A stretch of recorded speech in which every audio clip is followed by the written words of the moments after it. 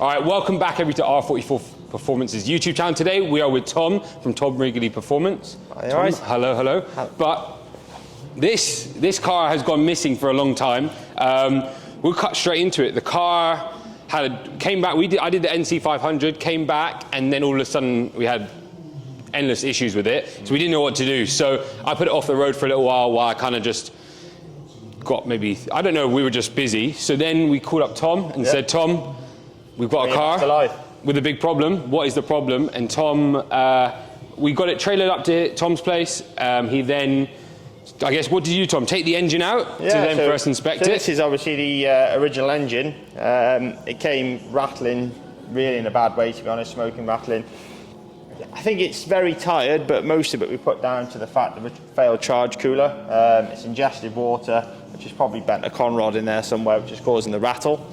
Like the charge cooler is, and the inlet manifold is all so full of horrible water and oil, and all inside the inlet ports are all in a bad way. So we had an engine here.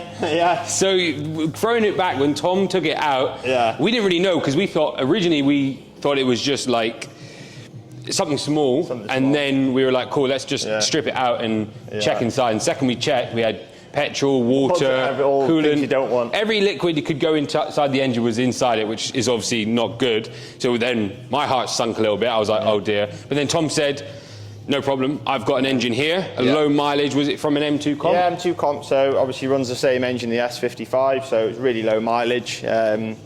So that was an engine we put in there. It's a known quantity. So we swapped, basically this had already had the crank hub on, so we swapped the crank hub over from this engine, and then effectively everything else was off the M2. With even the flywheel, I mean, if you want to come around and have a look, you can see. So the next thing, so Tom did the engine, and then, or said there was a problem with the engine, and then he went and took it apart off, and then said the flywheel's gone as well. Which, how can you tell? It's just all seized, and the holes are actually twisted here, so it's just all out of balance, and it's tired.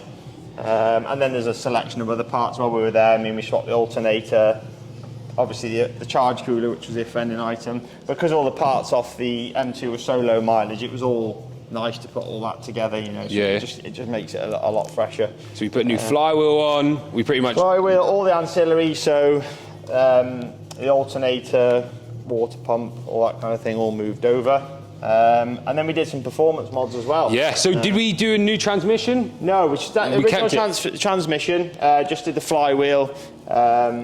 Everything else it looked all right. Bit of a service on it, and it seems all right, so I'm happy with it. Cool.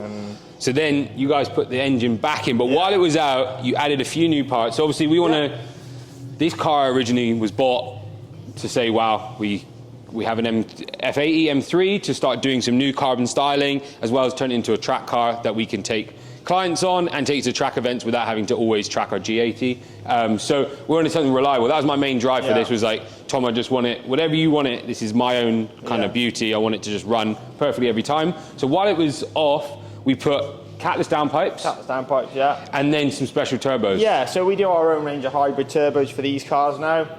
We do two versions. So one of them we call sort of the 650, 700 one, and then the ones that go up to 1,000.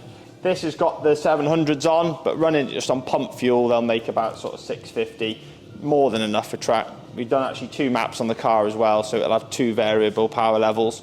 So you probably switch around 600 and 650. Nice linear power curves, almost stock, but it just gives that peak torque and peak power just to help you on some of the bigger circuits. Obviously the catless downpipes, like you said, it's on MHD, mic ball tuned, so switchable maps on the dash, on the fly. And apart from that, it's pretty simple mods really. Obviously the crank hub was done from that engine. But other than that, everything else is pretty much original. So now we've got pretty much hybrid turbos, catless downpipes, stock intakes, stock charge cooler, and everything in between. This engine is done. We'll probably turn it into a lovely table at the office, hopefully. So that's something to do there. So Tom obviously does a lot on the mechanical side, does all the mechanical side, or his team, and then he used MHD and mic ball for the software. So MHD tuning platform, and then like I said, Mike does all the software, engine and gearbox stuff that we've developed together over the years, producing some of the fastest F80s about in the world, really. So yeah, it's crazy. Your car park is looking. It's just got a nice array of from F80s to 140s to some other stuff, and he seems to be quite the guy for G80s. So maybe it's something we do there as well, because we quite like an M3 or an M4. So this car, obviously, Tom likes things OEM plus, as long as it runs how he likes it, it runs. But I like to modify it a little bit more. So we are now going to close this bit and let's get some mods out, because I'm going to take this to the next level and then we're going to map it, run all the supporting mods up and get the car running correctly. Right. So we've got some sound stuff pretty much. We've got an AA mid-pipe. This is an equal length mid-pipe and a resonated section. So I've opted for this. Tom fits these as well. I quite like them. It's hard with us because this car, obviously, you want it to sound as best as it can, but I also need it to go on any track day at any time with no issues. So the worst thing is when you go into a track day, in the UK in particular, you go there, and if your car's slightly over, your day's finished, right? Definitely. So it's going to be trial and error running the catless downpipes. I was going to put a full REMA system because that's kind of where I wanted to go, but after some bit more smarter thinking, do you think this will be quite a safe option? It's going to be born on, obviously, some of the tracks in the UK have different power noise emission levels, and so I think Brands Hatch can sometimes be a little bit more strict, but no, we'll put it on. Like it is a resonated version. If you wanted to keep it, you could maybe put some bigger resonators on there, but it will be a bit trial and error. Some of the Alton Park's not too bad, obviously local to here and a few other ones, but like you said, Brands Hatch and that is very strict. But they give a fantastic note with the decat downpipes as well. They sound absolutely awesome. Cool. So we're going to go for equal length resonated section with a stock rear section and some MHC rear tips or something like that. And then we've gone for some dry drop-in filters from AFE. So there's obviously a lot of options for filters. I'm a lover just for AFE from real long time ago with the B58s. They've always shown good results, and they're dry element filters. So they're drop-in filters. We're not putting an intake on this car just because Tom loves the stock intake, and obviously we want the car just to run nice and cool on track days. We don't want any open cones. We're not here for whooshes and whooshes. Mainly here for like it keeps it nice and enclosed. Obviously intake temp's nice and cool. We've not really found the limit of the stock intake really. The drop-in filters, there's some nice intakes out there, don't get me wrong, but for this purpose of this build, I think the stock is more than adequate. So it's quite cool. Obviously, we showcase a lot of intakes normally, and I think they're really good for your daily drivers. You want that tone, but for a car that I want to be able to take this on a track day. That's it. This is it. I want to take this on the track day, and I want to drive from 9 a.m. to 5 p.m. Endlessly with just letting the brakes cool and not have to worry about any strain on the engine. So that is filter, a bit of noise. We'll get a slight increase, obviously, from filters. But then in a moment, we'll come back with just the cooling side of things. So we're going to replace this charge cooler and charge pipes with Eventuri and a CSF setup. So we'll close this up. What we're going to do is we're going to install the exhaust system now, and then we're going to get onto the engine bits shortly. So we'll close that up.